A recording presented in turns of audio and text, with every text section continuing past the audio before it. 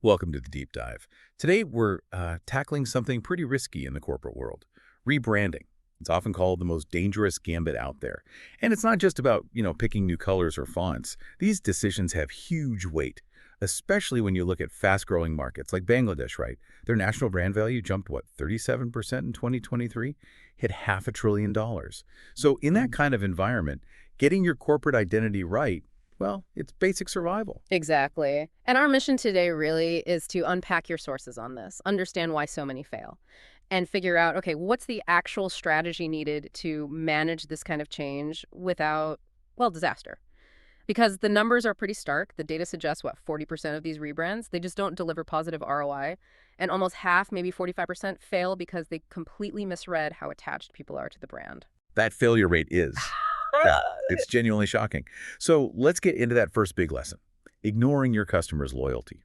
That emotional equity you mentioned, maybe we start with Tropicana. That's sort of the classic cautionary tale, isn't it? January 2009, they spend $35 million. Big money. And they ditched that famous empathy orange, the straw, for just a plain glass, generic. And the result was, a marketing catastrophe, really. Total disaster. People saw the new box as generic, couldn't find it on the shelf, it just vanished. And the immediate impact, sales for Pure Premium, their main line, they dropped 20%. 20%. In 2 months. That's estimated over $30 million in lost revenue, gone. They had to reverse course within 6 weeks, just pull the plug. Wait, hold on. $30 million lost because they changed the picture on a carton. You'd think a giant like PepsiCo could just, power through. Why back down so fast? 6 weeks. Because that packaging, it's your silent salesperson on the shelf. Shoppers, especially the loyal ones who kind of buy on autopilot, they need to find your product fast, like under 3 seconds fast. If they can't, you lose that sale right there. That 20% drop was immediate friction. Continuing with that just wasn't financially viable, not with that kind of negative reaction. Okay, so Tropicana stumbled on the physical shelf. But Gap showed you can fail even faster. And purely in the digital world, that was 2010, right? Gap just suddenly swapped its logo, the classic blue box one they'd had for 20 years, replaced it with something really bland. And the whole effort, I think the estimate was nearly $100 million. Yeah, a huge sum. And this is where that market context really matters again. That familiarity gap built up over decades. That's the emotional equity we talked about. By just deleting it, they basically erased shared history with their customers. And remember, this is when social media use was exploding. You mentioned that market growth earlier, plus 22% year over year in key areas.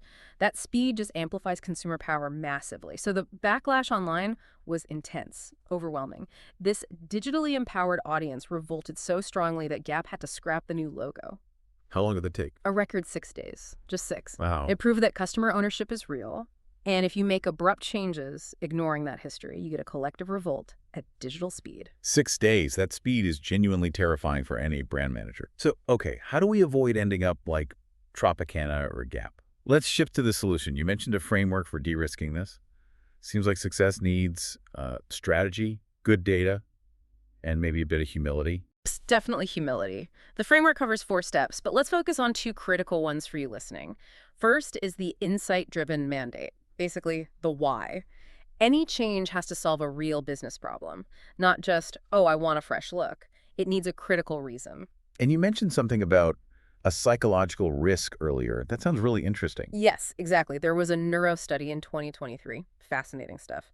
It found that when loyal customers see an unfamiliar logo from a brand they trust, their stress hormone, cortisol, it spikes by about 15%. 15%? Yeah, which means the redesign literally feels like a small threat.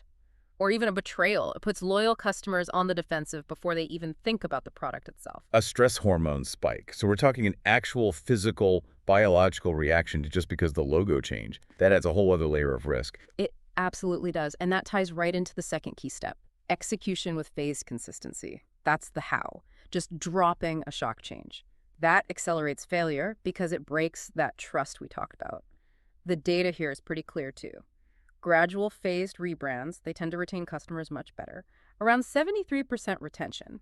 Compare that to abrupt shock and awe changes, only 45% retention. You need to earn the change over time. Right. And connecting that back to what you said about sensitive consumers, globally, something like 81% of people need to trust a brand before they'll even consider buying from it. So if you trigger that cortisol spike, that jarring change, you've potentially lost them right at the start. That's the core takeaway, really. Brand change has to be led by empathy Hmm. and a data-first approach. You have to recognize the consumer feels some ownership of that identity. It can't just be chasing design fads. Okay, so a final thought then. Given how crucial consistency is, and knowing that consistent branding across the board can actually boost revenue, potentially by up to 33%, here's something for you to think about. What's the one single customer touchpoint in your company right now that most needs its consistency checked and championed? Where do you need to start?